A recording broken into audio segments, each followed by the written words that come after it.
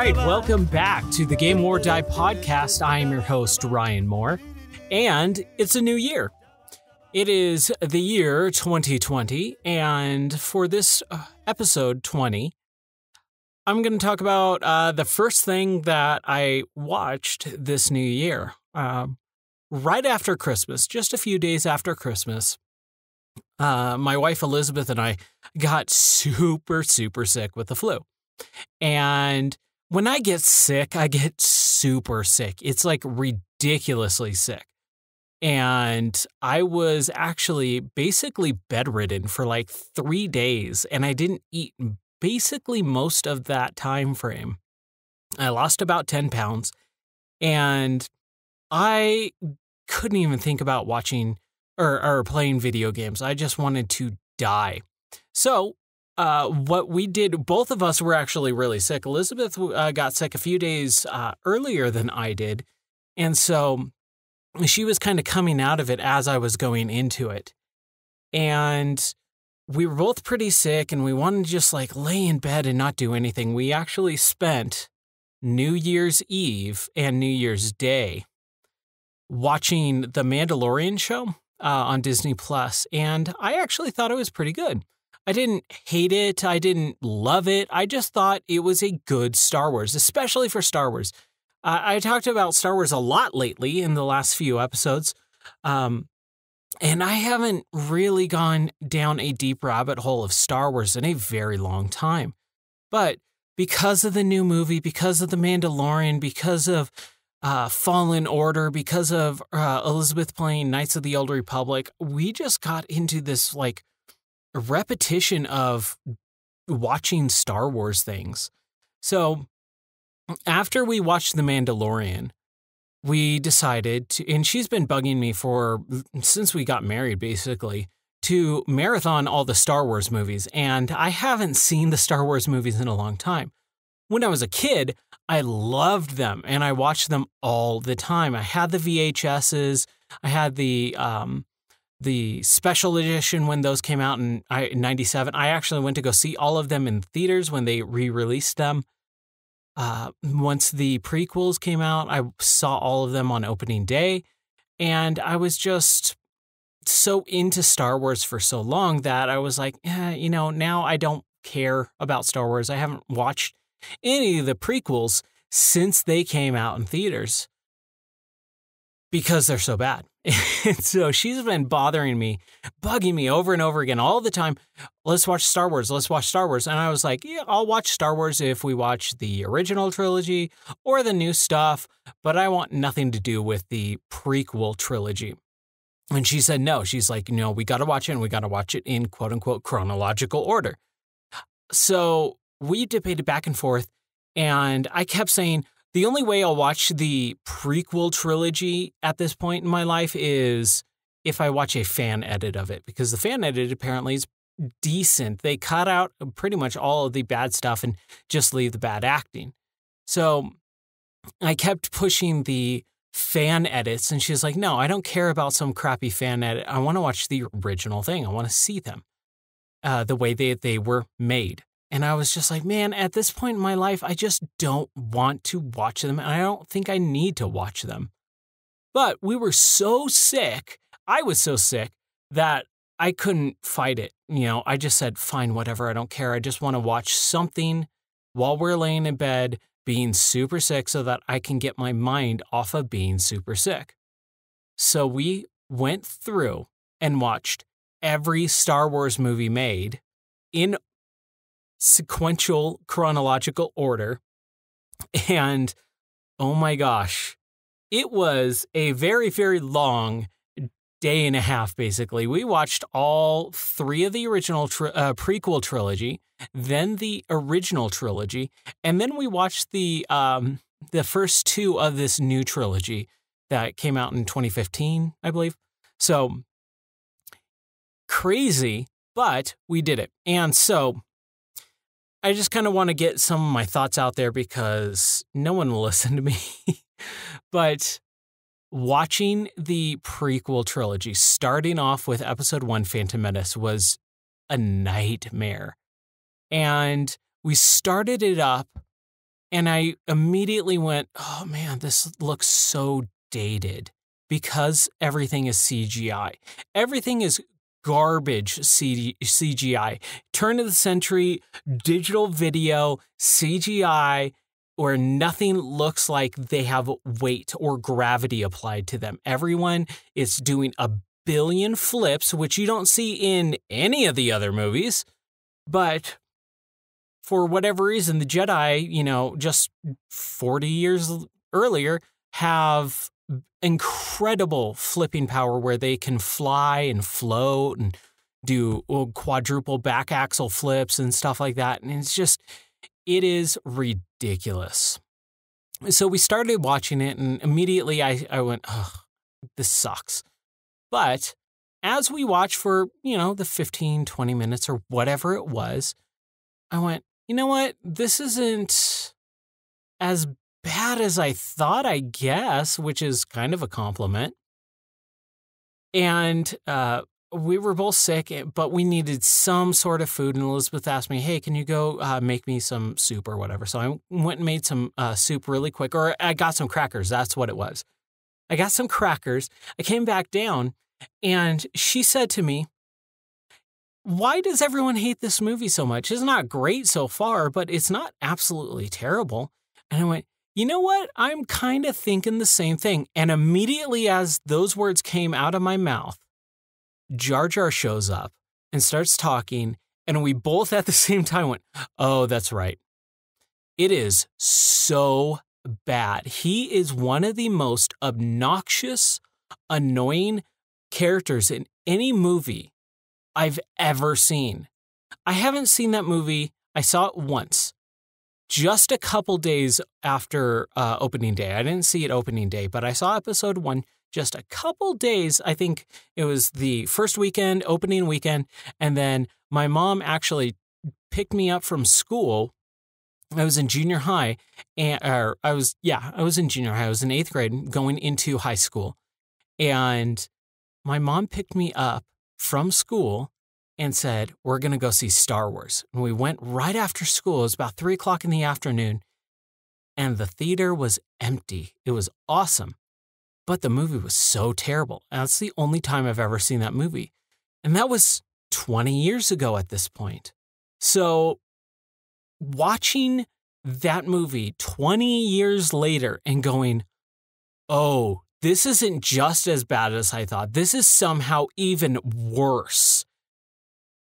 Because of the way Jar Jar is and how these special editions came out and how the influence of CGI and digital video affected Lucas in making those films, the original trilogy is some of the worst movies I've ever seen. And I'm not exaggerating when I say that. I'm not being hyperbolic. I absolutely mean that. Because I don't watch bad movies. I'll watch Mystery Science Theater, but that doesn't really count. I don't sit down and watch movies that are terrible. But, and this is kind of one of the things that I've been kicking around for a while, and I talked to my friends about it. We will be starting a podcast, a secondary podcast, where it's me and some of my best friends, Jeff, Brady, and Eric. And we are the Cool Kids Club, and we will be sitting down and watching horrible movies because for whatever reason, Jeff and Brady like to watch bad movies, and we were always subjected to them whenever we hung out. So that's a thing that we're going to be kicking off at some point soon. But back to Star Wars. So we watched the episode 1, and it was a slog. It was so absolutely terrible. Then we got to episode 2, Clone Wars. And this is the thing. So many people say episode 1 is bad, yes, but episode 2 is absolutely worse. And I completely disagree. Because with episode 2, yeah, you get Hayden Christensen, who can't act his way out of a paper bag at that point. I don't know if he's gotten any better. I haven't really seen him in anything else as far as I remember, but he's a bad actor. But He's nowhere near as bad as little Anakin Skywalker. He's nowhere near as bad as Jar Jar Binks. He's nowhere near as bad as the CGI in Episode 1. He's nowhere near as bad as the midichlorians in Episode 1. He's nowhere near as bad as anything in that entire movie. Clone Wars sucks because it's part of the new trilogy. Each movie gets progressively better, all the way up until Empire. Empire is the high point, and I'll talk about that in just a moment. I don't want to spend too much time on Star Wars, but like I said, I need to get this stuff out. So, Episode 2, we start getting into it, and immediately off the bat is so much more watchable. We don't get terrible joke characters that are made for children, like something like Boss Nass. Like, Boss Nass is a character created specifically to appeal to children, and that's why Episode 1 sucks so much. It took this movie that was a space opera adventure movie from the original Star Wars trilogy, and dumbed it down exponentially until it found its target audience, which is very little children, where fart jokes, stepping on poop, tongues sticking out, and doing raspberries, those are the high points of comedy in Episode 1. Episode 2 steps it back and goes, wow, we made an error. No one likes Jar Jar, so they give him a very shallow role. They don't fully step back and say, we made a mistake here. We're sorry. But they subtly do it. So Jar Jar isn't a big role anymore. Natalie Portman's a little bit older, so the age difference isn't as creepy. This girl, being in this 12-year-old girl being in love with a 6-year-old kid, whatever. But it gets a little bit better as it progresses, and Clone Wars does have a lot of the crappy CGI, but not as much. And it looks better, too. It looks infinitely better than Episode 1, just a few years before. So everyone's a little bit older. Episode 1 does have 2 talking points about it that are not bad, which is Darth Maul, which gets very little screen time, which super sucks, and the pod race. And everyone says the pod racing scene goes on way too long. No, it doesn't, because that's the best part of the movie. And yeah, it's long, but it's not too long because that's the only part that's enjoyable watching it. So the pod race doesn't go on too long. It doesn't go on long enough. It needs to be the entire movie. If Qui-Gon and Obi-Wan went, oh crap, we need to go, however they got there, I can't remember at this point. They get down onto Tatooine. They meet up with this kid. They have the pod race. They fly back. Done. That should have been that entire movie. The pod race should be the only part of Episode 1 other than Darth Maul. So, Episode 2, it's decent. It's watchable at least. Episode 3 steps it up even further. And again, the movies become more watchable and more enjoyable as they progress. Every movie is better than the last one. And it is all reactionary, and this is what I'll get to in a little bit with the new trilogy as well. Everything is reactionary. Episode 1 sucks so bad that they went, all right, we'll tone it up in maturity a little bit. We'll make it family friendly, of course, but everyone's a little bit older. It's not made for toddlers anymore, so whatever. Episode 3 takes it even a step further and, moves into that darker territory of Anakin becoming Darth Vader. I think they spend way too much time on it with the wrong things. They make it so dark so quickly in certain areas, and they could have spent a lot more time on the A plot, making Darth Vader become Darth Vader. That is the whole point of this original trilogy. What we get is 80% of fluff and garbage and crap we don't care about, and trade wars and, extortion and Senate hearings. Frickin' The original trilogy, or sorry, not the original trilogy. The prequel trilogy is basically like watching C-SPAN for 80% of it. It's pointless garbage that no one cares about. That is why the prequel trilogies suck. You'll always hear people say, oh yeah, the episode 1 sucks, episode 2 sucks, but they'll never explain why because they don't have those opinions, because they haven't watched them in so long. I guarantee you, anyone who says episode 2 is better or is a worse movie hasn't watched episode 1 in a very, very long time, or they're lying and either they're lying because they haven't watched it or they just like pure garbage. So episode 3 steps it up so much. It is a little bit longer than it needs to be. They focus on a lot of stuff that doesn't really matter all that much. And Anakin, is just an idiot, which sucks because this is a character that, was a great fighter pilot. We see none of that except for in episode 1. You have the original trilogy that references who Anakin was before the fall of him. And they say, oh, he was a great fighter pilot. He was my best friend.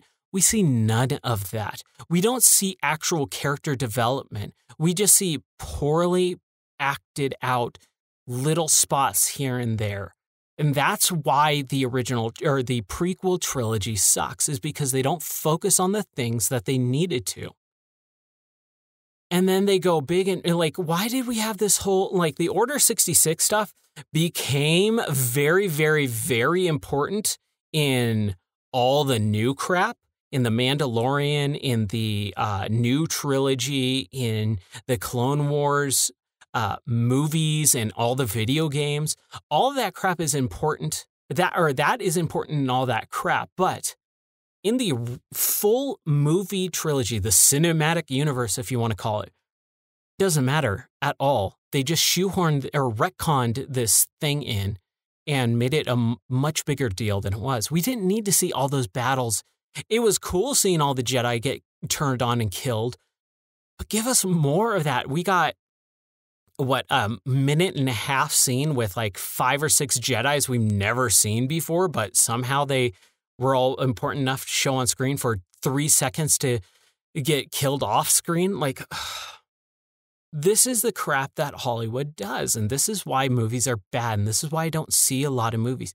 You get producers and executives and, heads of movies. In this case, it's all George Lucas, but you get all these people who focus on the absolute worst and uninteresting things about a movie or a story and make a movie out of it. Like, oh, let's tell a story about Romeo and Juliet, but let's instead focus on his horse for 90% of it. Or, the parents, like let's focus really in on the hierarchy of, two fighting families and the inner turmoil that these families had from ages and ages and ages of having a battle with each other and hating each other, instead of just focusing on the main characters. Yeah, you can have that extra crap on the outside, but focus should be on the characters, the main characters of the story. And what you get with the original or the prequel trilogy, I'm sorry I keep saying that, the prequel trilogy is that you get so much extra crap that doesn't have anything to do with the characters we care about. Anakin's not the focus of the prequel trilogy. It's Palpatine and his rise to power half of the time. It's crappy characters in episode 1 like Jar Jar and Boss Nass and Queen Amidala. Why are we giving so much time to politics in a movie about the rise of this kid who gets shaped and formed into this warrior and then gets turned into the ultimate bad guy? Why are politics even a talking point in this movie? That is why the prequel trilogy sucks. So if you ever hear someone talk about the Star Wars movies and say, oh yeah, the prequel trilogies suck, ask them actually why they suck. Say, why do you think it sucks? Because I guarantee you 99% of the people won't have an actual reason to back it up. Either they're lying through their teeth, they're just spitting out the copy and pasted verbatim Wikipedia of why Star Wars prequels suck, off the internet, or they just like terrible things. So that is my Star Wars rant. Sorry it went on a lot longer than I wanted it to, but like I said, I needed to get some of that prequel trilogy stuff out of there. So we watched the original trilogy, and oh my gosh, I forgot how much I actually enjoy Star Wars. Watching the original trilogy again for the first time in probably about 10 to 15 years at this point. Last time I saw Star Wars, the original trilogy was before it came out on Blu-ray. I watched some parts of it on Blu-ray here or there at like my youth pastor's house or something like that, but I never sat down and watched all those movies back to back to back, or even, all the way through one of those movies in a very, very long time, since about 2005, maybe 2006. So I forgot how good those are. The acting's so good. The direction is decent, and I had my friend Brady actually send me a video. If you want to look up, it's about 20 minutes long, and it is how editing fixed or saved Star Wars. Go look it up on YouTube. It's a really cool featurette about how George Lucas is a terrible director and blah, blah, blah. And the sound engineer and the film editor and stuff like that saved it through all these editing techniques and fixed a large chunk of that movie to make it watchable and enjoyable and good. So I can't say enough good things about the original trilogy. I really liked it. I always will. I'm not a crazy fanboy about that stuff anymore. I just don't care that much about Star Wars. There's so many people who make Star Wars their identity at this point, and I think that's silly. There's no reason to focus who you are as a person based on one sole property. So many people just Star Wars this, Star Wars that, Star Wars. There's the people at work who have their desks filled with Star Wars toys, or stuff like that. And it's like, I was that person 2 decades ago. When I was in junior high, high school, college, out of college, in my 20s, mid 20s, late 20s.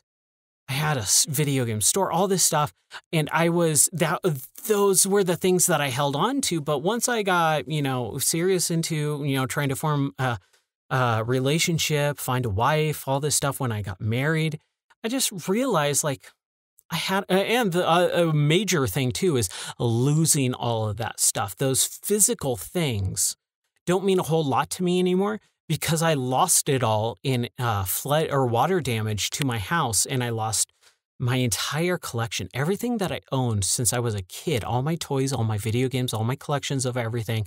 I owned tools, motorcycle, just everything got destroyed in this water damage incident, to the point where I just don't care about a lot of stuff anymore like that. Physical stuff is just like, yeah, it's cool, but man, I don't need little toys and trinkets and all that stuff. Also, that stuff's so mass-produced now, the quality isn't as good. It doesn't mean all that much anymore, because anyone could go buy any of that stuff at a drop of a hat. When I had my action figure collection when I was younger, that stuff meant something to me because it took me a long time to buy, to find. I remember there were so many times where my friend Andrew and I were trying to get the Beast action figure from the X-Men animated series toys. All the Toy Biz X-Men animated series action figures were really hard to find. Some of them were. And Beast was one of those that we looked over and over and over. Every toy store ever. For years. And I remember I got mine and he got his at the same time. I think he went to Washington, D.C. for a junior high trip. And while he was out in Washington, D.C., they stopped at like an outlet mall or a store or whatever, and he saw it and bought it. Or I think he was maybe with his grandma, out of state or something on a family road trip and got that. I got mine when I was at my grandma's as well, way out of town. And we were at an outlet mall in Palm Springs, of all places. And that's not far now, but as a kid, man, Palm Springs was super far from where we grew up. Found it, and I found it, and he found it. At the same time, we called each other, when we got back from our respective vacations, and we both were like, dude, guess what? I found the Beast action figure. And he's like, I found it too. And it was crazy. That stuff was so hard to find. Now you just go on Amazon, buy anything you want, buy any crappy Funko Pop. They all look the same. They all are the exact same thing. And then you don't even take them out and play with them. That's the thing that pisses me off about all this stuff now is they're just there to look cool. And I hate that status symbol, effect that stuff has. I like video games. I don't care what form they are in as long as I can play them. I don't collect video games anymore because, again, I had a crazy collection that would rival most of the people that you would ever see on YouTube. And I don't care. I lost all that stuff and I don't need it.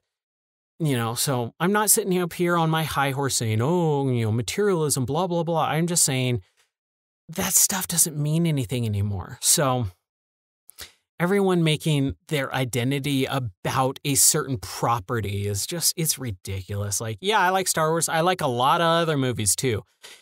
I don't think Star Wars in my top 300, maybe 300. I wouldn't say the original trilogy is my top 200 movies of all time. At all. They're good. They're really good. I love when I watch them, but they're not my life. And this is why I think the new trilogy, I haven't seen the last one yet. I just haven't had the time. We have, every time we try and go to the movie theaters, it's always either we rush down there and we're going to miss the first 5 minutes, or we will see it in 4 hours of the next showing. So I haven't seen the last Rise of the Skywalker, but we watched the new trilogy as well with the Rogue One. We did not watch Solo. That was the only thing we didn't watch. I think we were just Star Wars out and it was just too late at that point or whatever. But we watched The Force Awakens, and we also watched The Last Jedi. And The Last Jedi, holy crap. So many people hate that movie, and I don't hate it at all. I thought it was actually pretty good. Maybe it's because I just don't care that much about Star Wars anymore to the point where, stuff doesn't affect me the same way as it did when I was younger. Yeah, I can pick movies apart, but Star Wars is a popcorn action flick at this point, It's there to be enjoyed. You don't think about it too seriously because it's a space, action movie. And what I did like about it was that they took the character in a different direction. And yeah, maybe he's not, true to the way that the extended universe made Luke out to be or whatever. But hey, it's a different company running this stuff now. Same thing with any, movie or TV show or where a company gets bought out and the property keeps going with a different company. Prime example is Disney's Doug.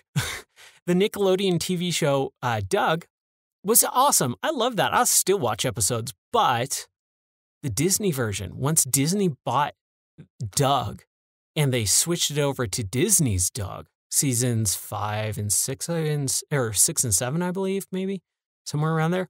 It is a totally different show. It doesn't have the same magic. It sucks, but it is what it is. So you can think about it like that. Star Wars now is a very, very different thing than it was when it was part of Lucasfilm. I don't hate it. I don't hate the new one. Last Jedi, we didn't watch it until just this last couple of weeks. And I really enjoyed it. I thought them making Yoda, returning him back to the way he was, not this crappy prequel trilogy where he's flipping and doing thousands of things, but he is old and goofy and a Muppet. That is the Yoda I grew up with. where he was, what he was doing. Stuff like that. Like, those are the quotes that I know of Yoda. That is how he talked. He talked like Grover because he's Frank Oz. And he was goofy and he did his weird laugh and stuff like that. That is that character. And so making some of these changes to make it set apart from the prequel trilogy and also set apart a little bit from its original trilogy, it's fine.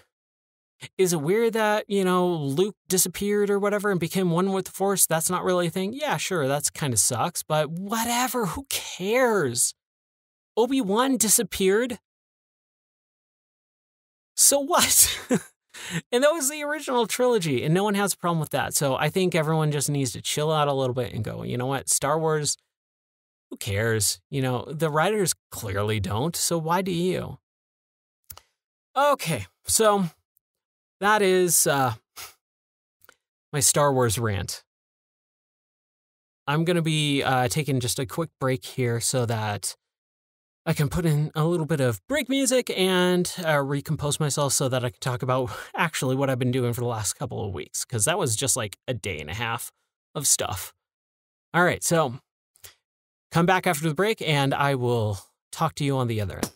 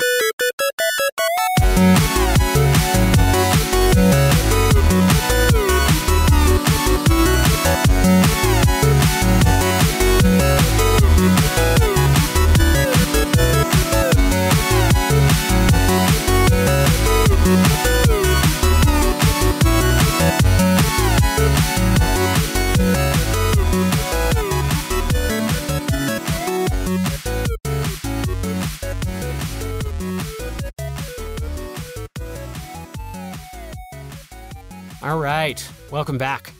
So, I'm going to talk about some video games now. Sorry about talking about so much movies lately in Star Wars. Really, I'm not that big of a Star Wars fan anymore, but I can talk about it forever because, like I said, I don't really talk about it all that much. Anyways, so my wife and I have been going through the Zelda series, and one of the things that I wanted to play was the remake of Legend of Zelda: Link's Awakening that came out a couple months ago on the Nintendo Switch, but we did not buy it because we were still going through Majora's Mask at the time. And when we did finally get around to finishing it, we wanted to do Wind Waker, but then I was like, man, I want to just watch, or I want to play the new Zelda because everyone's going to be talking about Game of the Year stuff. I don't want it spoiled. And yes, I did play the original Game Boy version, but I didn't get very far in it. I was not a good Zelda player back then when I was younger in 8th grade. So that as far as I remember, that's roughly about the time I played Link's Awakening on the original Game Boy. I didn't even have the DX version. So I don't even think the DX existed when I was playing it. Yeah, I don't think it was. So they remade it. The game looks beautiful. It is an incredibly beautiful looking game. The tilt shift perspective works wonders with it. Making everything look like a toy just makes it unique. You know, that's what I really liked about when they announced it. They said, hey, we're remaking Link's Awakening. the Game Boy game. And everyone's like, oh, that's cool. But as soon as we saw it, it was like, oh, this is something a little bit different. And that's nice. I like when remakes aren't just up-resed versions of everything. And I'll talk about that in just a few minutes here. But the new one, this tilt shift, making everything look like a toy, making it look like a model in some aspect, just made it so much fun to play around in. And the fact that I never beat it or got far into it, it was basically a new game. I knew about, like, Mario being in it basically, and, the Goombas and the bloopers and stuff like that. And it was the fishies. But everything else, I remember the main thing that I remembered from Link's Awakening was stealing stuff from the shopkeeper in the main village. That was it. I didn't remember pretty much anything else. So playing that game for basically the first time with this new version of it, the new look, is just so much fun. I will say I did get frustrated towards the end of the game because it did drag on a little bit longer than I thought it was going to. And the reason why is because the dungeons became much more difficult. I'm not saying the dungeons were really hard, but the navigation and the way how long it takes to get anywhere in that game, where the navigation is just a lot harder. Remembering where one specific thing was, how to get to a next area or something like that, that is where I had trouble with the game. And it was kind of near the end, the last couple or a few dungeons here or there. So luckily my wife helped me out. We play the games together. She kind of guides me and gives me advice. I play it, and it was a really fun experience, but I'm glad I'm done with it so that we can move on to Wind Waker. So we started Wind Waker HD, and we're at the very, very, very beginning of that game, but it's so fun.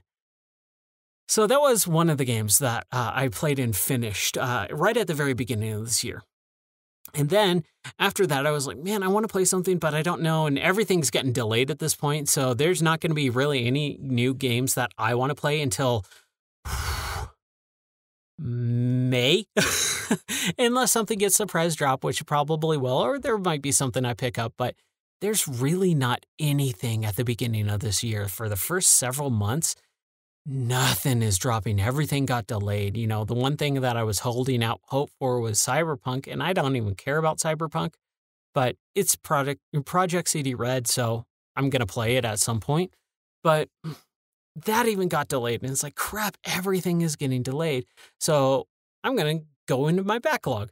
One of the games that I wanted to play was the new Spyro games, or not the new ones, but the reignited trilogy, the remastered, built not from the ground up. I'm assuming it's from the ground up at this point, but the remastered or remake versions of Spyro that came out last year, I believe, the beginning maybe, and I got it for $12 with a bunch of other games in the Humble Bundle. And it's been sitting there for a few months, and I was like, man, I really want to play this. So I started. And I love Spyro games, or at least the first three. I haven't played any of the other ones, but I remember when Spyro came out, I remember playing a demo of it on the original PlayStation and going, this seems neat. This seems fun. It was a demo and didn't get very far. I remember the commercials a lot, but I never played them. I never rented it. I never bought it. I never owned it at any point in my life. But I was like, I'll give it a shot. It's late at night. It's 11:30 maybe. I'll play for an hour or two and then go to bed. I ended up playing until like 4 o'clock in the morning. It was that fun. I super loved that game. And running around the hub world trying to find all the gems, it was super fun. And what I really appreciated about the first game is actually my favorite out of the three that I played, the original three. The way that game is set up, basically the evil villain Nasty Nork freezes all the dragons in Dragon World, and you got to go rescue them. So you go up to them, you touch them, and they are turned from stone back into real life, or whatever you want to call it. They get unfrozen and they talk to you for maybe a sentence or two, maybe give you a little bit of an objective or something, or a little heads up. And it is so fun. The whole design of every single dragon is different. Everyone is voiced differently too. And there's like 30 or 40 of them in the game. It's really cool to see that in a game where they didn't just copy and paste like 3 or 4 characters like Skyrim, let's say, and have the same 2 people voice every single character or every single dragon like Skyrim. And it adds so much to the fullness of that game. I tried to 100% every level. I got super far. I got up to 96%, I think, all said and done in the original game. 100% in most levels, but near the end, they got super big, a lot more difficult, so it's kind of a little bit hard. And I just kind of wanted to finish the game and move on. So I got like 96% throughout the first Spyro game. Then I moved on to the second one, which becomes way bigger. And this one's called Ripto's Rage. And I remember at the store picking up that game all the time. I've held thousands of copies of Spyro 2 Ripto's Rage. And I always thought Ripto was another dragon. It was Spyro's rival, that he had a history with and all this stuff. I never played the game before, so popping it in or playing it and starting it up, I realized, wow, this is a very different game than I thought it was going to be. You're in a new world, you get transported, and Ripto is like this kind of weird cross between the Great Gazoo and Mr. Mxyzptlk from DC, and he's a weird character, but he's this little tiny a guy that has a tyrant complex, and he kind of takes over this new world, and there's a bunch of new friends that you come into contact with. This weird girl fawn, this big leopard cat called Hunter, a professor, and they all basically say, hey, we need you to help us with Ripto. We called you forth from this portal or whatever. You showed up even though you were going to go on vacation from defeating Nasty Nork in the first video game. And this game just becomes so much bigger. One of the things about Spyro 1 is the whole point is to collect gems. You never lose gems or anything like that. You want to collect 100% of them.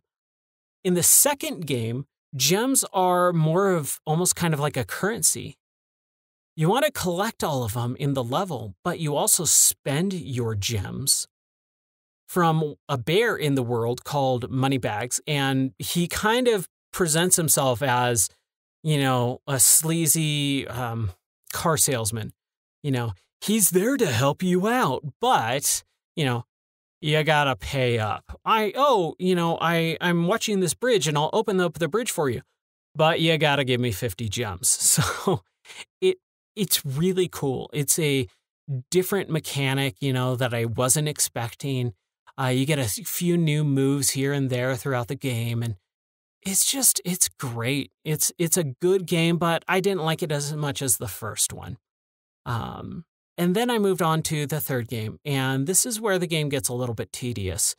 A lot of the level designs are some of the worst in all 3 of those games.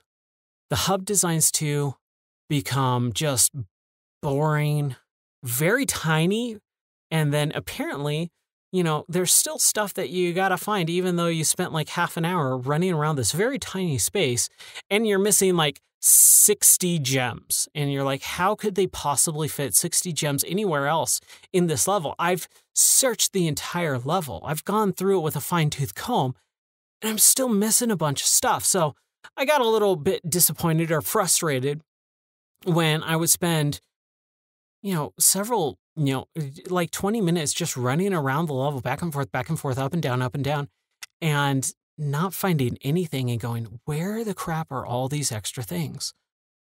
Some of the levels are actually pretty fun and unique. There's a pirate ship level. There's a farm. And my favorite level in the entire game is this other world, other kind of dimension where there's all these crystals, sprouting up. And it's like this dragon crystal level. and it's really cool. I just dug it so much. So I loved the Spyro games. I loved playing through them. They were really fun.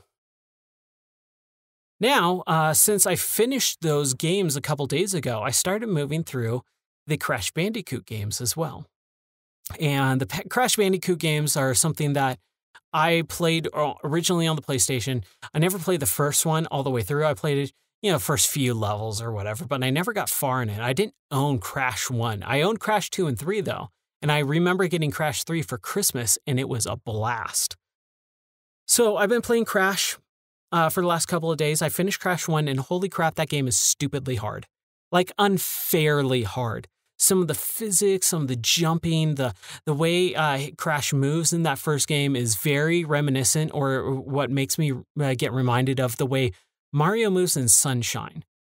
You just tap slightly in left or right or up or down, just in a direction, and he moves like as he's about to take off sprinting, like he was just pushed, or hit by a rhino. And he judders back and forth, and that's how Crash kind of feels. He doesn't have the same animation as Mario. Like, go play Mario Sunshine for 5 minutes, and just tap the joystick left or right or up or down in any direction, and you'll see Mario flip out like a spaz attack, basically. And it's ridiculous. So Crash has kind of the same feeling to the controls in Crash 1. I did not like it. I enjoyed the game for what it was, but I am so glad I will never go back and try and 100% that game because it's not fun. Some of the levels are just boring. Some of them are stupidly hard and tedious and unfair. The checkpointing system is just a downright joke in that game, where you will spend 5-6 minutes, going through a level and fall and realize, oh crap, I got to start the entire level over again. And it's one hit kills. And the hitboxes for so many enemies and spikes and things are way far out of where they should be. There's been times where, I jumped and tried to avoid a spike that was next to where I jumped, but I died instantly. And I was so close. I could see the checkpoint. And I know I didn't touch the spike, but I died anyways. Now I got to restart the entire level over again. So there is just bad physics in that game that I just don't agree with. But I finished it. So I'm on Crash 2 now. I'm enjoying it a little bit more, but I'm very excited for Crash 3 because that's the game that I played through all the way. I loved that game. I remember getting it for Christmas. I remember, the motorcycle levels and the Arabian levels and magic carpets and stuff like that. So really, really enjoying it. And finally, I'm still plugging away at Yakuza 0. Over the Christmas break, basically, I picked that game back up and dumped another 15, 20 hours into it.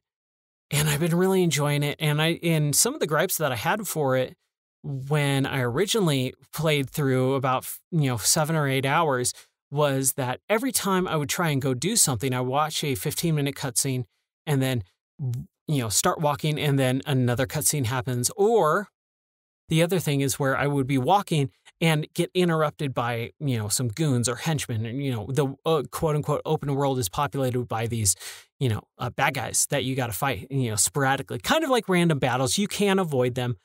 But when you get into these battles, which I like doing, I like the combat, it would cut to a cutscene, just short, little, it would load in, get to the, 3 or 4 second cutscene of, guy trying to hit me, I dodge it, and then get ready for the battle. Then you stand there, you get ready for the battle for a couple seconds. You are finally ready to play, and you're starting the battle, you're punching people, money's flying all around.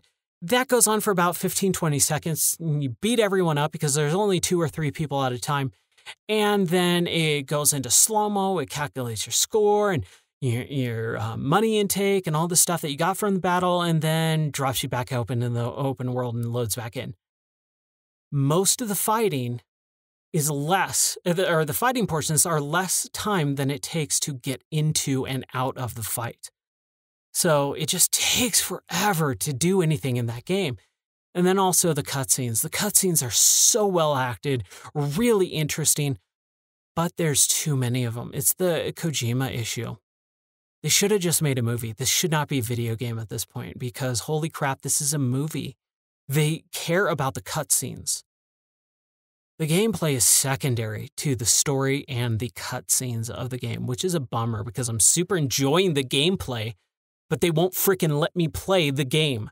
Mostly, they want to keep showing me movie after movie after movie, or, these little side stories. And I'm really liking the side stories. I'll get into it in the next episode a little bit more once I finish the game or complete more of it. But the side stories are where the game really kicks it up a notch. And also the double protagonists. You have Kiryu and Majima. And Majima is a way better and more interesting character. And you only play through him out throughout the half of the game. And every time, I'm Kiryu, I'm having an okay time. Then I switch over and I know it unlocks later on, but, I want to finish the story. So I'm just kind of doing the things that I need to progress through the story, getting the side quests and doing those when I run into them. But I'm just playing the game the way it was designed. And when I get to Majima, when it opens back up and says, oh yeah, remember what happened to Majima? That's so much of a better character, better story, more interesting location. Everything's so much more fun when you're playing as Majima. But Kiryu, then the game goes, all right, you do all the stuff, and then you got to switch back to Kiryu. And it's like, ugh, this guy kind of sucks. I don't like him. It's just not as fun. I like Majima's play style, all his different moves and style sets and stuff like that when you're in combat is so much more fun and free and light feeling as opposed to Kiryu, who's just heavy. It's like a Zangief almost. So that's kind of what I've been playing. I'm going to wrap it up here because I don't want to make this episode too long. Plus, it's getting late and my voice needs to rest for work tomorrow because I got to talk for 8 hours straight, basically, other than lunch and a couple breaks here and there. But I'll be talking all day tomorrow, so got to rest up my voice. So thank you very much for listening to this episode of the Game or Die podcast. You can find all my stuff. I did a end of the year game stuff. I did the end of the year episode, but I also wrote an entire article on all my games of last year. I talked through them, but, if you want to see some of the stuff I wrote for those games as well, go check it out on gameordie.net. You can find me at the Madman007 on Twitter.